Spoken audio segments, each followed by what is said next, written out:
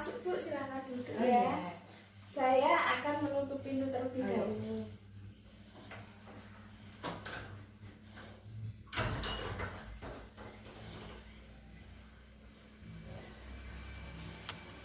Perkenalkan Bu, saya Bu Iya. Janjani dengan Ibu siapa ya? Ibu Jihan, Umurnya berapa Bu? 22 tahun, Alamatnya Bu? Ralu. Ada yang bisa saya bantu Bu? Ini Bu, saya tuh kan punya anak pertama, terus saya tuh kan bingung baru jadi ibu. Nah, kira-kira tuh perawatan sehari-hari buat anak saya itu yang baik gimana? Baik Bu, kalau begitu ini nanti saya akan menjelaskan tentang perawatan bayi sehari-hari ya Bu. Iya. Baik Bu, untuk maksud dan tujuan saya memberikan pendidikan kesehatan tentang perawatan bayi sehari-hari Iya. yaitu agar orang tua dapat memahami dan mempraktekkan perawatan bayi ya Bu agar Iya. tetap sehat dan kualitasnya lebih baik. Untuk yang harus dikerjakan dalam perawatan sehari-hari yaitu seperti cuci tangan yang benar, lalu mampu melakukan perawatan tali pusat yang benar, otot keras dan oral keras ya Bu. Nanti saya akan menjelaskannya.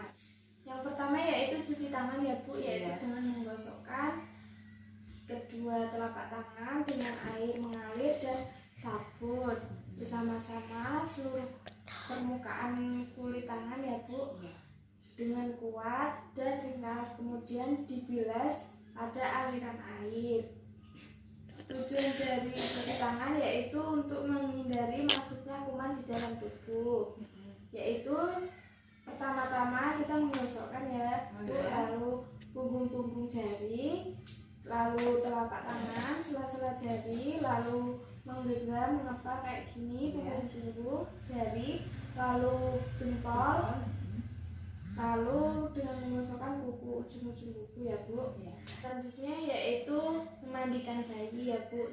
Untuk memandikan bayi ini salah satunya yaitu tugasnya bidan.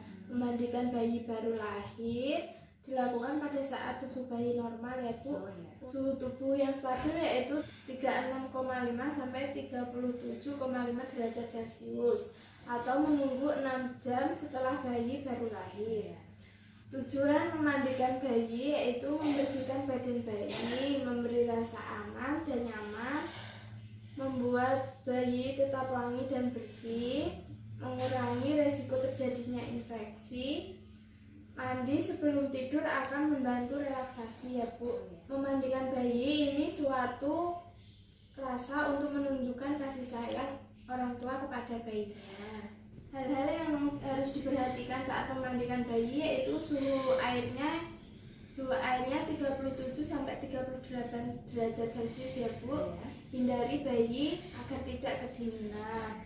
Lalu perawatan tali pusat.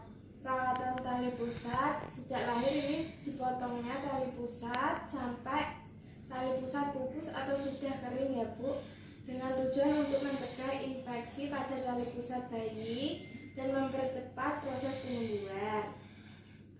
Tujuan perawatan tali pusat sendiri yaitu mencegah infeksi, mempercepat pengeringan tali pusat, mempercepat terlepasnya tali pusat, mencegah terjadinya tetanus pada bayi. Jika ini perawatan tali pusat tidak benar, nanti bisa menimbulkan infeksi. Untuk waktu perawatan tali pusat yaitu sehabis mandi pagi atau sore, sewaktu-waktu bila balutan tali pusat sudah basah oleh air kencing atau kotoran bayi. Ini bisa diganti dengan kasa steril ya Bu. Untuk tanda-tanda infeksi pada tali pusat yaitu pangkal tali pusat dan sekitarnya berwarna merah atau bengkak, lalu keluar cairan yang berbau busuk dan bernanah, ada darah yang keluar terus-menerus, dan bayi kejang. Selanjutnya perawatan mata pada bayi, yaitu tujuannya untuk menghindari infeksi pada mata bayi ya Bu. Selanjutnya yaitu ada ruam popok pada bayi. Ini biasanya itu timbul iritasi pada kulit area bokong bayi ya Bu. Ini bisa ditimbulkan karena urin dan tinja. ditandai dengan kemunculan kulit kemerahan pada bokong bayi. Perawatan diaperas adalah perawatan yang dilakukan pada bayi yang mengalami masalah diaperas atau ruam pada bayi itu ya Bu. Selanjutnya untuk pencegahan ruam popok Pak. Ruam popok yaitu menjaga kulit bayi agar tetap kering. Selanjutnya ada oral thrush. Untuk oral thrush ini pengertiannya yaitu seperti terjadinya jamur ya Bu pada area mulut bayi. Biasanya terjadi pada langit-langit bayi dan lantai mulut bayi, dan biasanya terjadi pada lidah, kadang-kadang juga terjadi pada gusi. Penyakit ini ditandai dengan plak-plak bahan lembut menyerupai gumpalan susu yang dapat dikeluarkan, meninggalkan pada permukaan dan berwarna merah.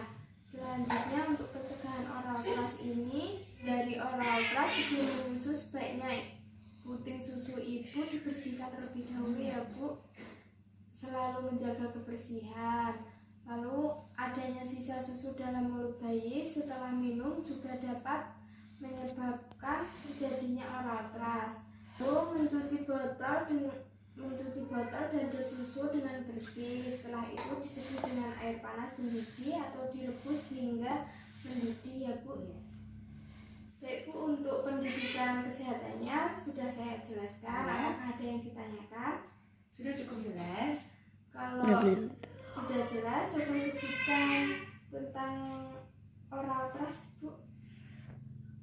Oral thrush itu tadi terjadi karena ada jamur akibat susu, benar kan?